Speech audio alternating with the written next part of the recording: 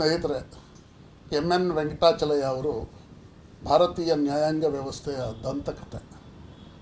1929ರಲ್ಲಿ ಅನಂತಪುರ ಜಿಲ್ಲೆ ಹಿಂದೂಪುರದಲ್ಲಿ ಜನಿಸಿದ ವೆಂಕಟಾಚಲಯ್ಯ ಅವರು 1951ರ ವೇಳೆಗೆ ತಮ್ಮ ವಿದ್ಯಾಭ್ಯಾಸವನ್ನು ಪೂರ್ಣಗೊಳಿಸಿ ವಕೀಲರಾಗಿ ವೃತ್ತಿಯನ್ನು ಪ್ರಾರಂಭ ಮಾಡ್ತಾರೆ. ಇವರು ಶಿಕ್ಷಣವನ್ನು ಪಡೆದದ್ದು ಮೈಸೂರು ವಿಶ್ವವಿದ್ಯಾನಿಲಯದಲ್ಲಿ. ತದನಂತರ 1975 ಕರ್ನಾಟಕ ಹೈಕೋರ್ಟ್ನ ನ್ಯಾಯಮೂರ್ತಿಯಾಗಿ ನೇಮಕಗೊಳ್ತಾರೆ. 1987ರ ಹೊತ್ತಿಗೆ ಭಾರತದ ಪರಮೋಚ್ಚ ನ್ಯಾಯಾಲಯ ಸುಪ್ರೀಂ ಕೋರ್ಟ್ ನ್ಯಾಯಮೂರ್ತಿಯಾಗಿ ನೇಮಕಗೊಂಡು 1993ಕ್ಕೆ ಭಾರತದ 25ನೇ ಮುಖ್ಯ ನ್ಯಾಯಾಧೀಶರಾಗಿ ನೇಮಕಗೊಳ್ತಾರೆ. ನಿಜಕ್ಕೂ M.N.Venkatachalaiahನವರು ಕರ್ನಾಟಕದ ಮಟ್ಟಿಗೆ ಒಬ್ಬ ಹೆಮ್ಮೆಯ ಪುತ್ರ ಅಂತ ನನಗನ್ಸುತ್ತೆ. ಭಾರತ ಸ್ವತಂತ್ರ ಗಳಿಸಿ 70 ವರ್ಷ ಆಗಿದೆ. ಈ 70 ವರ್ಷದ ಸಂದರ್ಭದಲ್ಲಿ BHANU TV M.N.Venkatachalaiahನವರ ಜೊತೆ ಒಂದು ಸಂವಾದವನ್ನು ಮಾಡುತ್ತೆ. ಈ ಸಂವಾದ ಸ್ವಾತಂತ್ರ್ಯ ನಂತರದ ಭಾರತ ಮತ್ತು ಸ್ವಾತಂತ್ರ್ಯ ಪೂರ್ವದ ಭಾರತ, ಇದರ ಬಗ್ಗೆ ವೆಂಕಟಾಚಲಯ್ಯನವರ ಅಭಿಪ್ರಾಯಗಳು, ಅವರ ಒಳನೋಟಗಳು ಏನು ಅಂತ ತಿಳಿದುಕೊಳ್ಳುವಂಥ ಒಂದು ಪ್ರಯತ್ನವನ್ನು ಈ ಸಂದರ್ಶನದಲ್ಲಿ, ಸಂವಾದದಲ್ಲಿ ನಾವು ಮಾಡುವ ಪ್ರಯತ್ನವನ್ನು ಮಾಡಿದ್ದೇವೆ. ಸರ್ ನಮಸ್ತೆ. ಸರ್ ನಮಸ್ಕಾರ ಪ್ರಸಾದ್ ಅವರೇ, ತುಂಬ ಸಂತೋಷ. ನಾನು ನಿಮ್ಮ ಅಭಿಮಾನಿ, ನಿಮ್ಮ ಪ್ರೋಗ್ರಾಮ್ ನೋಡ್ತಿರ್ತೇನೆ. ನನಗೆ ಅತ್ಯಂತ ಸಂತೋಷವಾಗುತ್ತೆ ನಿಮ್ಮ independent spirit. Thank you sir. Sir 1929ರಲ್ಲಿ ಜನಿಸಿ ಮೈಸೂರು ವಿಶ್ವವಿದ್ಯಾನಿಲಯದಲ್ಲಿ ಶಿಕ್ಷಣವನ್ನು ಪಡೆದ್ರಿ. ಸ್ವತಂತ್ರ ಪೂರ್ವದಲ್ಲಿ ಅಂದರೆ ಮೈಸೂರು ಮಹಾರಾಜರ ಆಳ್ವಿಕೆಯ ಅವಧಿ ಒಳಗೆ ಮೈಸೂರು ಯಾವ ಥರ ಇತ್ತು ಸರ್? ಮುಂಚೆ ನಾನು ತಮಗೊಂದು ಎಕ್ಸ್ಪ್ಲನೇಷನ್ ಕೊಡಬೇಕು. ನಾನು ಹುಟ್ಟಿದ ಬೆಂಗಳೂರಿನಲ್ಲಿ ಬಸವನಗುಡಿಯಲ್ಲಿ. ಓಹೋ. ನಮ್ಮ ಗ್ರ್ಯಾಂಡ್ ಫಾದರ್ ಅವರು ಹೈಕೋರ್ಟ್ ಜಡ್ಜ್ ಆಗಿದ್ರು ಇಲ್ಲಿ. ಹೌದು ಸರ್. ಅವರ ಮನೆ ಇಲ್ಲೇ ಪಕ್ಕದ ರಸ್ತೆಯಲ್ಲೇ ಇತ್ತು. ಅಲ್ಲೇ ಬೆಂಗಳೂರಿನಲ್ಲಿ ಹುಟ್ಟಿದ್ದು. ನಾನು ಕನ್ನಡ, ಇದು ಓಲ್ಡ್ ಮೈಸೂರು ಕನ್ನಡ ನಾಡಿನಲ್ಲಿ ಹುಟ್ಟಿದ್ದೆ ಅಂತ ಅನ್ನೋದೇ ನನ್ನ ಒಂದು ಹೆಮ್ಮೆಯ ವಿಷಯ. ಇನ್ನೊಂದು, ಈ ಮೈಸೂರು ರಾಜರ ಆಡಳಿತ ಒಂದು, ಈ ರಾಜರ ಆಡಳಿತದ ಒಂದು ಅಪಕೀರ್ತಿ ಒಂದಿತ್ತು ದೇಶದಲ್ಲಿ. ಬೇರೆ ರಾಜ್ಯಗಳಲ್ಲಿ ನಡೀತಿರ್ತಕ್ಕಂಥ ದುರವಸ್ಥೆ ರಾಜರ ಆಡಳಿತದಲ್ಲಿ, ಅದಕ್ಕೆ ಅಪವಾದ ಮೈಸೂರು. ಹೌದು sir. It's an exceptionally enlightened administration. Correct. ಅವರು ಒಂದು ಮಹಾರಾಜರು ಯಾವ ರೀತಿ ಇದ್ದರು ಅಂದರೆ, ಒಬ್ಬರು ಒಂದು ಕ್ರಿಮಿನಲ್ ಕೇಸಲ್ಲಿ ಒಬ್ಬ ಅಪರಾಧಿ ಗಲ್ಲು ಶಿಕ್ಷೆ ಇಂಪೋಸ್ ಮಾಡಿದ್ರು. ಆ ಕಾಲದಲ್ಲಿ ಮರ್ಡರ್ ಅಂದರೆ ಗಲ್ಲು ಶಿಕ್ಷೆನೇ. That kind of humanism was not permeating penology. ಆವಾಗ ಆ ಅಪರಾಧಿ ತಪ್ಪಿಸ್ಕೊಂಡ್ಬಿಟ್ಟ ಜೈಲಿನಿಂದ. ಆಮೇಲೆ ಒಬ್ಬರು ಅಧಿಕಾರಿಗಳು ಅವನು ಹಿಡಿದು ಒಂದು ಕಾಗದ ಬರೆದ್ರು ಮಹಾರಾಜರ ಆಪ್ತ ಕಾರ್ಯದರ್ಶಿಗಳಿಗೆ. ಟಾಡ್ ಹಂಟರ್ ಅಂತಿದ್ರು, ಅವರಿಗೆ ಬರೆದ್ರು, I am happy to say that we have caught this man and hanged him ಅಂತ ಬರೆದ್ರು. ಮಹಾರಾಜರ ಪ್ರತಿಕ್ರಿಯೆ ಅದಕ್ಕೆ ಏನಂದರೆ, ಅವರು ಒಬ್ಬ ಪ್ರಜೆ, ಅವನು ಒಂದು ಅಪರಾಧ ಮಾಡಿರ್ಬೋದು, ಆ ಪ್ರಜೆಯನ್ನು ಒಂದು ಗಲ್ಲು ಶಿಕ್ಷೆಗೆ ಒಳಪಡಿಸಿದ್ರಲ್ಲ ಅಂತನ್ನೋದು ಅವರಲ್ಲಿದ್ದಿದ್ದು ಒಂದು ಇದು. ಅವ್ರು ಬರೆದಿರುತ್ತೆ. ಇವರು ಬರೆದಿರೋ ಧಾಟಿ ನೋಡಿದರೆ ಇವರು ಮನೆಯಲ್ಲಿ ಪುತ್ರೋತ್ಸವ ಆಗಿದೆ ಅಂಥೇಳಿ ಅನ್ನೋ ಹಾಗೆ ಬರೆದಿದ್ದಾರೆ, ಸಕ್ಕರೆ ಹಂಚು ಅಂಥೇಳಿ ಅಂತ. ಅಷ್ಟು ಸರ್ಕಾಸ್ಟಿಕ್ ಆಗಿ remark against the inhuman way in which we are looking at that officer. ಪತ್ರ ಬರೆದದ್ದಕ್ಕೆ ಅವ್ರ ಮನಸ್ಸಿಗೆ ನೋವಾಗಿದೆ. ನೋವಾಗಿದೆ ನೋಡಿ ಅಂಥದ್ದು ರಾಜರು. ಆಗ ದಲಿತರಿಗೆ, ಶೆಡ್ಯೂಲ್ ಕಾಸ್ಟ್ನವರಿಗೆ ಮಹಾರಾಜರು, ಅದು ಮುಖ್ಯವಾಗಿ ನಾಲ್ವಡಿ ಕೃಷ್ಣರಾಜ ಒಡೆಯರು, ಅವರು ಮಾಡಿರ್ತಕ್ಕಂಥ ಸೌಲಭ್ಯಗಳು, ಯತ್ನಗಳು ಅತ್ಯಂತ ಶ್ಲಾಘನೀಯವಾದ ಒಂದು ಕೆಲಸ. ಅದನ್ನು ಯಾರೂ ಸ್ಮರಿಸ್ಕೊಡಲ್ಲ. ಹೌದೌದು. ಅವರ ಆತ್ಮೀಯತೆ ಎಷ್ಟು ಮಟ್ಟಿಗಿತ್ತು ಅಂಥೇಳಿ ಅವರು ಮಿಲ್ಲರ್ ಕಮಿಟಿ ಅಂತ ಮಾಡಿದರು. ಈ ಹಿಂದುಳಿದ ಜನಕ್ಕೆ ಏನು ಪ್ರೋತ್ಸಾಹ ಕೊಡಬೇಕು, ಅವರು ಯಾವುದರಿಂದ ವಂಚಿತರಾಗಿದ್ದಾರೆ ಅನ್ನೋ ವಿಚಾರದಲ್ಲಿ ಅವ್ರ ಕಳಕಳಿ ಎಷ್ಟಿತ್ತಂದರೆ ಆ ವಿಚಾರದಲ್ಲಿ ಅವ್ರಿಗೂ ಸರ್ ವಿಶ್ವೇಶ್ವರಯ್ಯನವ್ರಿಗೂ ಭಿನ್ನಾಭಿಪ್ರಾಯ ಬಂದ್ಬಿಡ್ತು. ಹೌದು ಸರ್. ಆದರೆ ಈ ಸ್ಟುಡ್ ಇಸ್ ಗ್ರೌಂಡ್. ಆ ಸಂದರ್ಭದಲ್ಲೇ ಸರ್ 1918 ಆ ಮಿಲ್ಲರ್ ಕಮಿಟಿ ಇದಾದದ್ದು ಸರ್. ಆ ಸಂದರ್ಭದಲ್ಲಿ ವಿಶ್ವೇಶ್ವರಯ್ಯನವ್ರಿಗೂ ಮಹಾರಾಜರಿಗೂ ಡಿಫರೆನ್ಸ್ ಬರುತ್ತೆ ಸರ್. ವಿಶ್ವೇಶ್ವರಯ್ಯನವರು ನಾನು ರಾಜೀನಾಮೆಯನ್ನು ಕೊಡ್ತೀನಿ ಅಂತ ಹೇಳ್ತಾರೆ. ಮಹಾರಾಜರು ಹೇಳ್ತಾರೆ ನನ್ನ ನಿಲುವು ಇದು, ನೀವು ರಾಜೀನಾಮೆಯನ್ನು ಕೊಟ್ಟರೆ ನಾನು ಅದನ್ನು ಒಪ್ಕೊಳ್ತೀನಿ ಅಂತ ಹೇಳ್ತಾರೆ ಸರ್. ತಾವು ಹೇಳೋದು ಸರಿ. ಆ ಸಂದರ್ಭದಲ್ಲಿ ಸರ್ 1 ವರ್ಷ ಅವರ ರಾಜೀನಾಮೆಯನ್ನು ಪ್ರಕಟಿಸಿದ ಹಾಗೆ ಎಲ್ಲ ಅಭಿವೃದ್ಧಿ ಕಾಮಗಾರಿಗಳು ಮುಗಿಲಿ ಅಂತ ಇರ್ತಲ್ಲ ಸರ್. ಆ ಜೆಂಟ್ಲ್ಮನ್ಲಿ ಅಗ್ರಿಮೆಂಟ್ ಗ್ರೇಟ್ ಅಲ್ವಾ ಸರ್? ಅದು ಸ್ವಲ್ಪ ಎಕ್ಸ್ಪ್ಲೈನ್ ಮಾಡಿಸಿ. ಅದು ನೋಡಿ, ರಾಜರ ವ್ಯವಸ್ಥೆ ಆ ಕಾಲದಲ್ಲಿ ಹೇಗಿತ್ತಂದರೆ, ಉತ್ತರ ಹಿಂದೂಸ್ತಾನದಲ್ಲಿ ಜಯನಾರಾಯಣ ವ್ಯಾಸ್ ಅವರು ಇಂಡಿಪೆಂಡೆನ್ಸ್ ಆದಮೇಲೆ ಈ ಪ್ರಿನ್ಸಸ್ ಹೇಗಿದ್ದರು, ಪ್ರಿನ್ಸಸ್ ಸ್ಟೇಟ್ ಯಾವ ನಡೀತಿತ್ತು ಅಂತ ಒಂದು ವರದಿನೇ ಕೊಟ್ಟಿದ್ದರು ಸರ್ ಗೌರ್ಮೆಂಟಾಗಿ. ಅದರಲ್ಲಿ ಒಂದು ದುರಾಡಳಿತ ಪರಮಾವಧಿ, ಸ್ವೇಚ್ಛಾಚಾರದ ಪರಮಾವಧಿ ಅಂಥದ್ರಲ್ಲಿ ಇದೊಂದು ಆ ಥರದ ಒಂದು ವಾತಾವರಣಕ್ಕೆ ಇದು ಅಪವಾದವಾಗಿತ್ತು ಮೈಸೂರಿನ ಆಡಳಿತ. ಕಲೆಗಳಿಗೆ ಪ್ರೋತ್ಸಾಹ, ಜನಗಳಲ್ಲಿ ಸಭ್ಯತೆಯಿಂದ ನಡ್ಕೊಳ್ಳೋ ವಿಚಾರ ಅತ್ಯಂತ ಅದು. ಆದರೆ ಒಂದು ಭಾರತದ ಇತಿಹಾಸದಲ್ಲಿ ನೋಡಿದರೆ ಪಾಲ್ ಕೆನೆಡಿ ಅಂಥೇಳಿ rise and fall of great powers ಅಂತ ಒಂದು ಬರೆದಿದ್ದಾರೆ. 1750 ವರ್ಲ್ಡ್ಸ್ ಮ್ಯಾನುಫ್ಯಾಕ್ಚರಿಂಗ್ ಔಟ್ಪುಟ್ಟಲ್ಲಿ the share of India was 27%. And share of China was 32%. It was in 1750. 1750. The share of America was 1%. The whole of Europe put together was 7%. This was the prosperity of China and India in those days. In just 150 years, by 1750 to 1900, when we came to 1900, both of them came down to 1% of the world's. Sir, ಅದಕ್ಕೆ ಪ್ರಾಯಶಃ ಕಾರಣ ಈ ಬ್ರಿಟಿಷರು ಭಾರತದ ಸಂಪತ್ತನ್ನು ಲೂಟಿ ಹೊಡ್ಕೊಂಡು ಅದು ಬೇಕಾದ ಕಾರಣಗಳಿದೆ. ಅದಕ್ಕೆ ಇದೊಂದು ಪ್ರಮುಖವಾದ ಕಾರಣ ಇದೆ. ಆದರೆ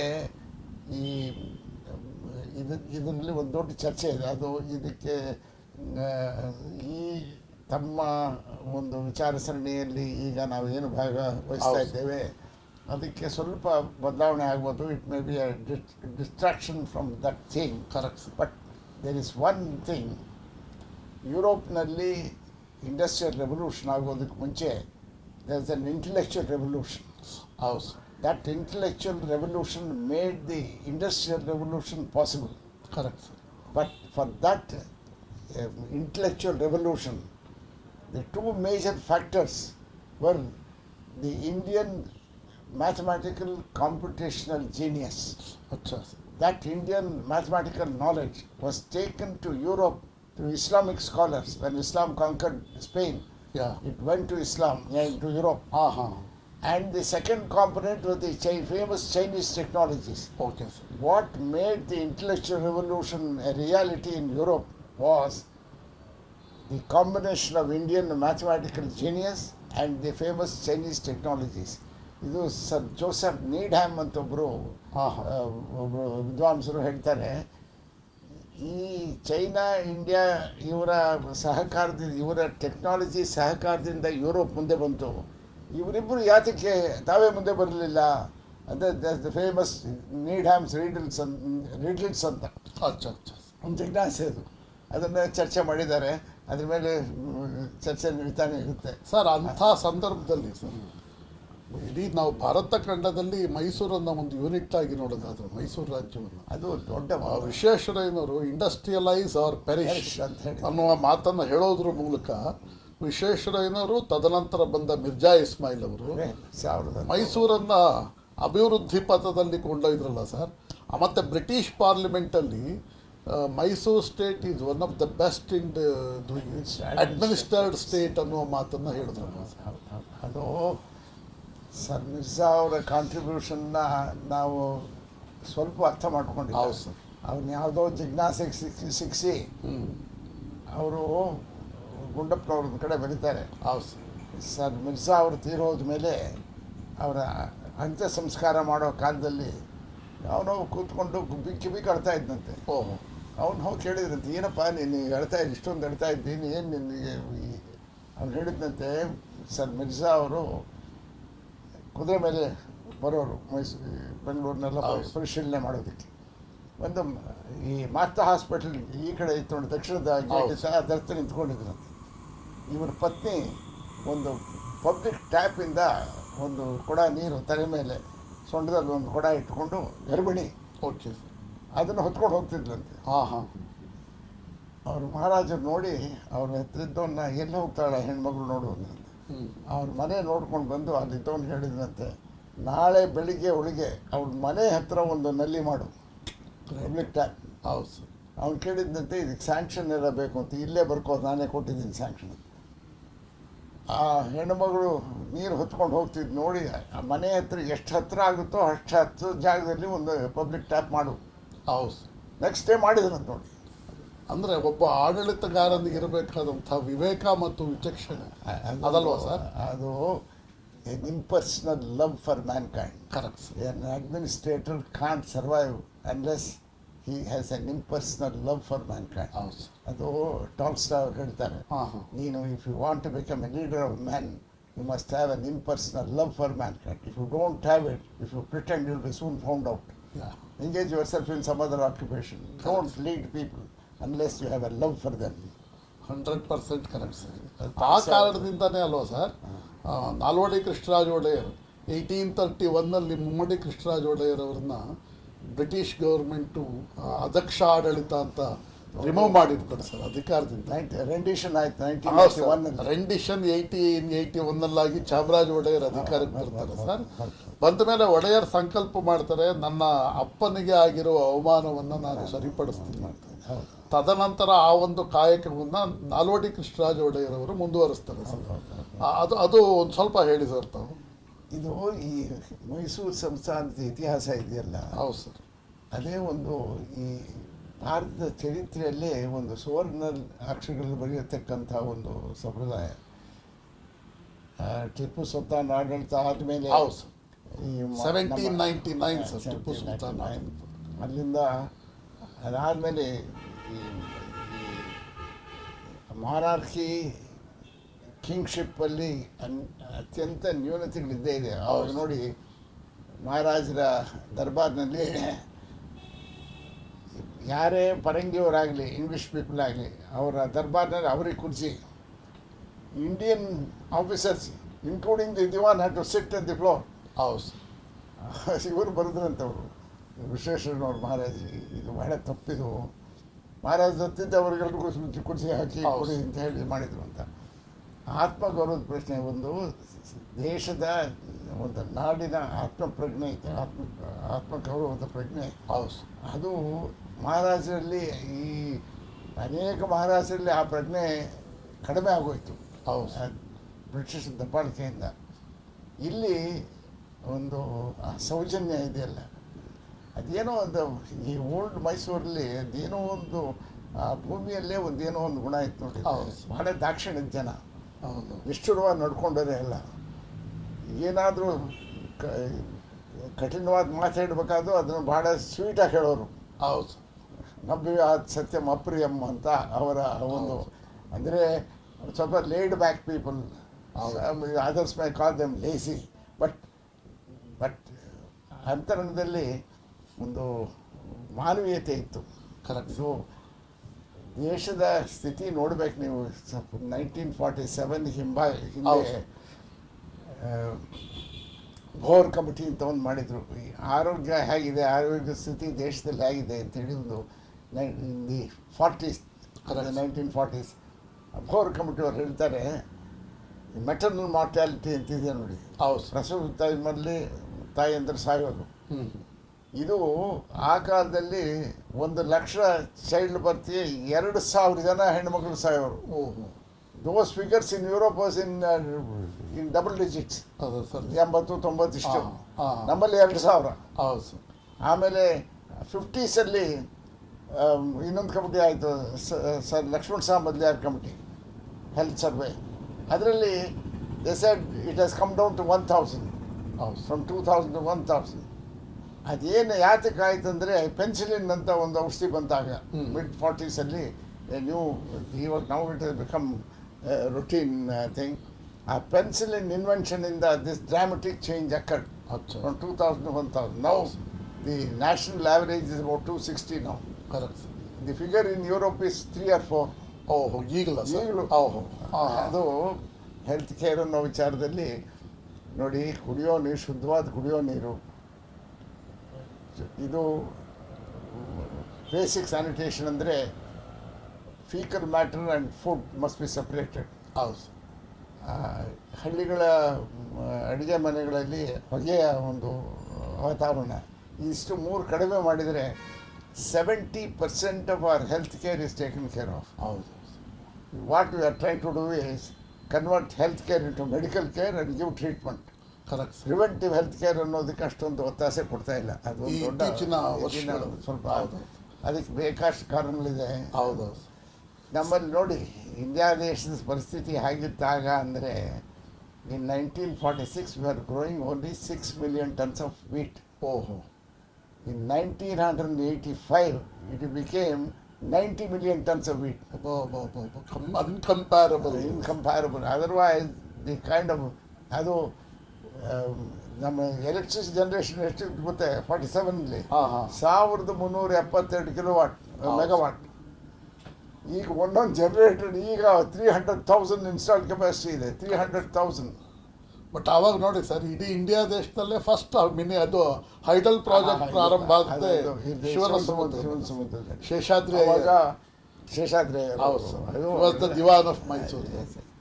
ಅವರು ಶೇಷಾದ್ರಿಯವರು ಒಂದು ಕಡೆ ತೋಟದಲ್ಲಿ ಕೂತಿದ್ದಾಗ ಈ ಸನಿಕೆ ಗುದ್ಲಿ ಇಟ್ಕೊಂಡು ಒಕ್ಕಲು ಮಾಡೋರು, ಕೆಲಸ ಮಾಡೋರು, ಈ ಒಕ್ಕಲ್ತನ ಆಗ ಫಿಸಿಕಲ್ಲಾಗಿ ಮಾಡೋರು, ಅವರೆಲ್ಲ ಮಾರ್ಚ್ ಹೋಗ್ತಾ ಇದ್ದಂತೆ ಸಂತೋಷವಾಗಿ ಮಾತಾಡಿಕೊಂಡು ಹೇಳಿದಂತೆ, ನೋಡಿ ಇಷ್ಟು ಬಡತನದಲ್ಲಿ, ಇಷ್ಟು ಕಾರ್ಪಣ್ಯದಲ್ಲಿ ಇಷ್ಟೊಂದು ಸಂತೋಷ ಇದೆ ಇವರಲ್ಲಿ. ಹೌದು. ಈ ಜನ ಏನಾದರೂ ಎದುರು ಬಿದ್ದುಬಿಟ್ರೆ ಹೌದು ಏನು ಗತಿ, ಸರ್ಕಾರದ ಗತಿ ಏನು ಅಂತ ಹೇಳಿದ್ರು.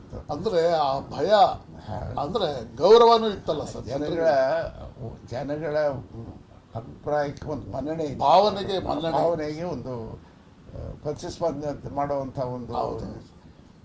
ಸರ್ 1936ರಲ್ಲಿ ಈ ಅಂಬಾರಿ ಆಗುತ್ತಲ್ಲ ಸರ್, ದಸರಾ ಉತ್ಸವ. ಅಂಬಾರಿ ಒಳಗೆ ಮಹಾರಾಜರು ನಾಲ್ವಡಿ ಕೃಷ್ಣರಾಜರು ಮಿರ್ಜಾನ್ ಕೂರಿಸ್ಕೊಂಡ್ರು.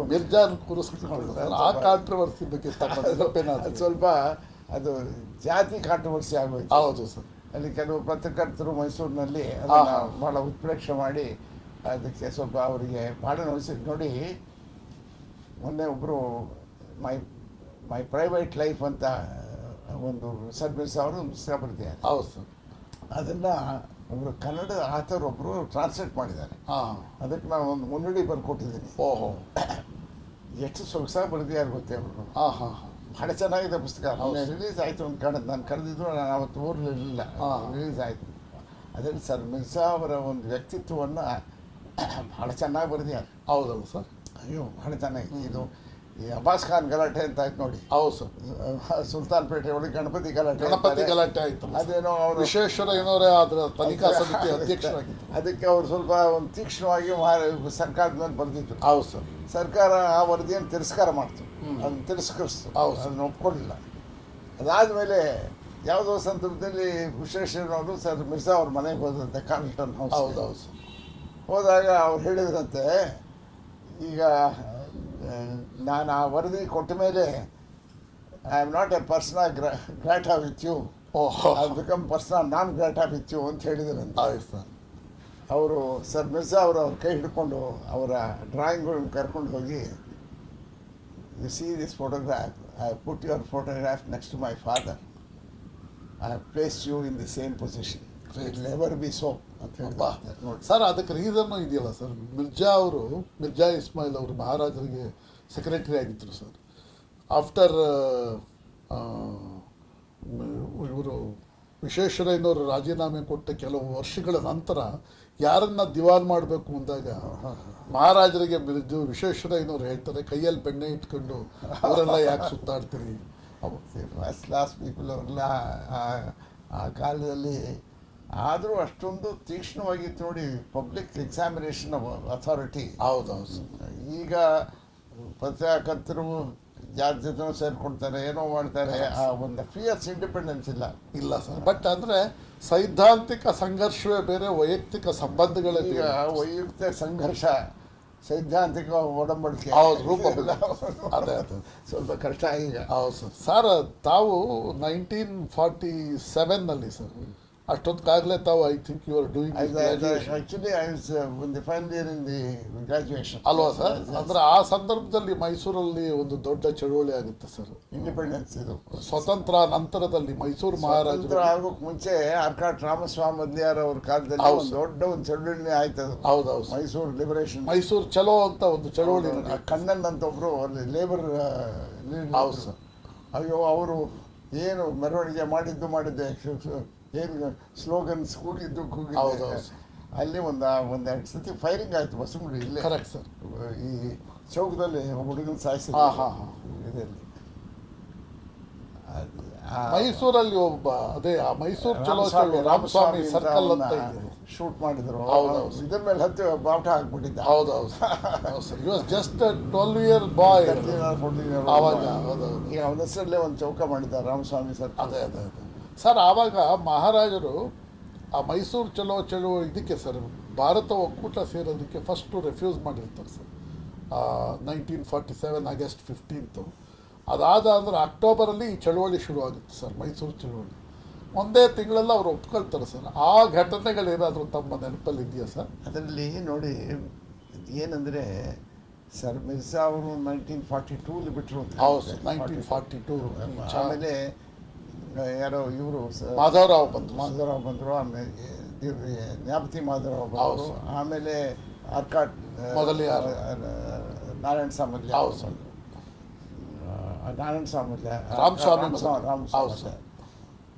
ಆ ಕಾಲದಲ್ಲಿ ಈ ಸರ್ ಮಿರ್ಜಾ ಅವ್ರ ಕಾಲದಲ್ಲಿ ಗಾಂಧಿಯ ಪರಮ ಭಕ್ತರವರು. ಹೌದು sir. He was A great admirer and devotee of Mahatma Gandhi. Sir Mirza ಅವ್ರು ಬರೆದಿದ್ದಾರೆ ಅವರ ಆತ್ಮಕಥೆಯಲ್ಲಿ ಗಾಂಧಿಯವರ ವಿಚಾರದಲ್ಲಿ ಅವ್ರಿಗಿದ್ದ ನಿಷ್ಠೆಯನ್ನು ಚೆನ್ನಾಗಿ ನಿರೂಪಣೆ ಮಾಡಿದ್ದಾರೆ. ಸರಿ sir.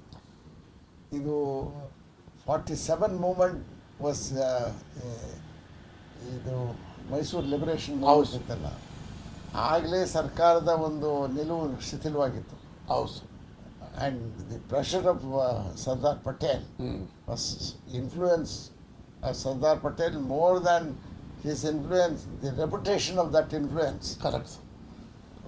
Force they joined the mainstream. ಅವ ರಾಜ್ ಪ್ರಮುಖ ಅಂತ ಮಾಡಿ ಇವ್ರನ್ನ ಮಹಾರಾಜರನ್ನೆಲ್ಲ ಒಂದು ಸಮಾಧಾನಗೊಳಿಸೋಕೆ ಮಾಡಿ.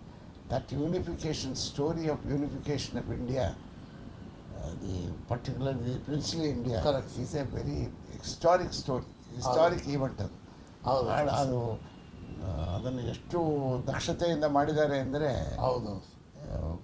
ನಮ್ಮ ರಾಜಕೀಯದ ಮುತ್ಸದ್ದಿಗಳು ಆ ಕಾಲದವರು ಸರ್ ಪೆಂಡ್ರಲ್ ಮೂನ್ ಒಂದು ಪುಸ್ತಕ ಬರೆದಿದ್ದಾರೆ ನೋಡಿ. Extraordinary book. Shows the kind of things that happen. The British, how British systematically brought about a destruction of the social fabric of India. Hindu and Muslim ಅನ್ನೋದು ಯಾವುದು ಹೊಡೆಯೋದಕ್ಕೆ ಏನು ಸಾಮಗ್ರಿ ಸಿಕ್ಕರೆ ಸಾಕು ಅದನ್ನು ಉಪಯೋಗಿಸ್ಕೊಂಡು. ಹೌದು. ದಟ್ ವಾಸ್ ಅದನ್ನು ಸರ್ವೈವ್ ಮಾಡ್ಕೊಂಡು ಬಂದ್ವಲ್ಲ. ಈಗಿನ ಪೀಳಿಗೆ ಒಂದು ದೊಡ್ಡ ಜವಾಬ್ದಾರಿ ಏನಂದರೆ that spirit has to be continue. ಅದು ಸರ್ದಾರ್ ವಲ್ಲಭಾಯ್ ಪಟೇಲ್ ಅವರು ಸರ್ ತಾವು ಹೇಳಿದ ಆ ಲೈನಲ್ಲೇ ಹೈದರಾಬಾದ್ ವಿಮೋಚನೆ ಒಳಗೆ ಸರ್ 1948 ಸೆಪ್ಟೆಂಬರಲ್ಲಿ ಪೊಲೀಸ್ ಆ್ಯಕ್ಷನ್ ಮೂಲಕ ಹೈದರಾಬಾದ್ ವಿಭಜನೆ ಆಗುತ್ತೆ ಸರ್. ಆದರೆ ಅದೇ ಮಾರ್ಗದಲ್ಲಿ ಹೆಜ್ಜೆ ಇಟ್ಟಿದ್ರೆ ಪ್ರಾಯಶಃ ಇವತ್ತು ಕಾಶ್ಮೀರದ ಸಮಸ್ಯೆ ಇರ್ತಾ ಇರಲಿಲ್ಲ ಅಲ್ವ sir?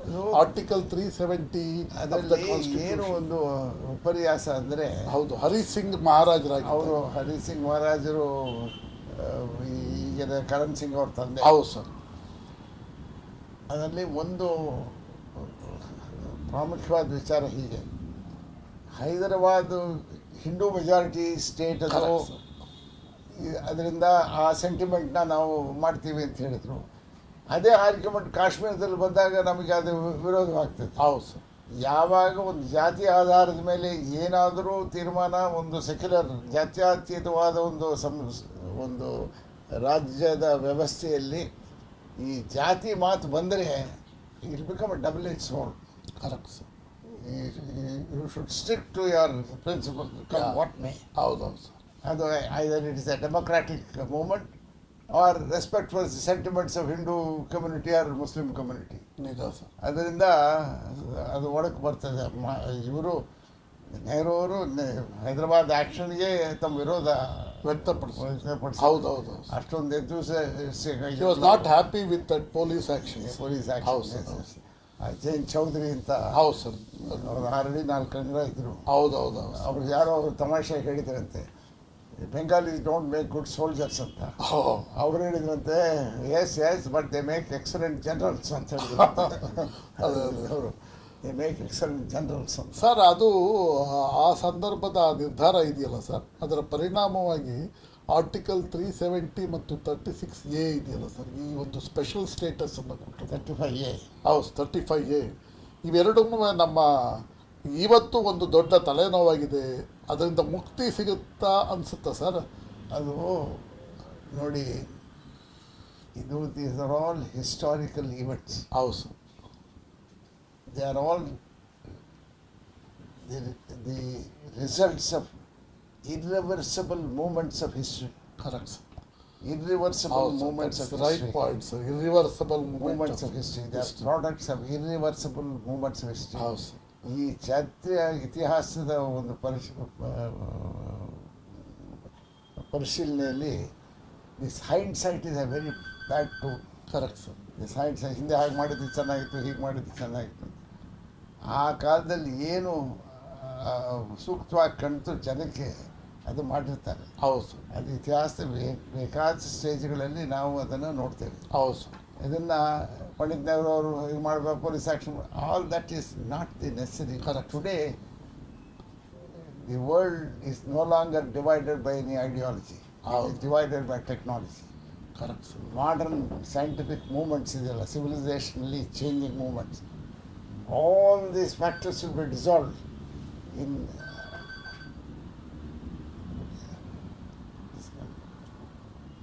today. All these things will be dissolved. Also, in the new forces which unite and divide people. Also. And there is an intellectual revolution. And the excitement is, ನೋಡಿ ಹೇಳ್ತಾರೆ, with the present state of knowledge of human physiology, life span will be extended to at least 200 years by the end of this century. Oh. Now they say with the present state of knowledge of human physiology, you can add 1 year to your lifespan every year. Acha. Oh, sir. You can see the implication of this statement that nobody will die. Yeah. And this is a reality.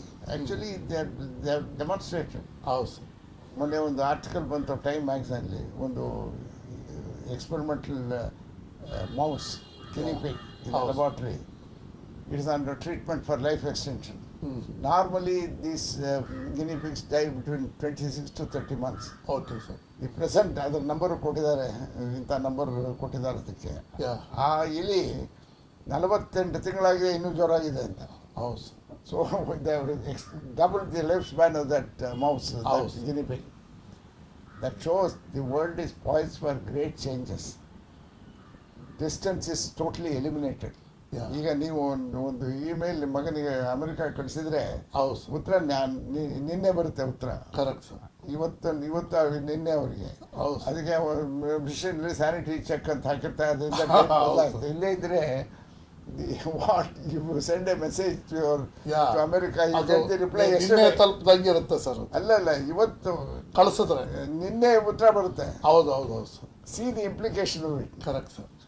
That things are going to change enormously.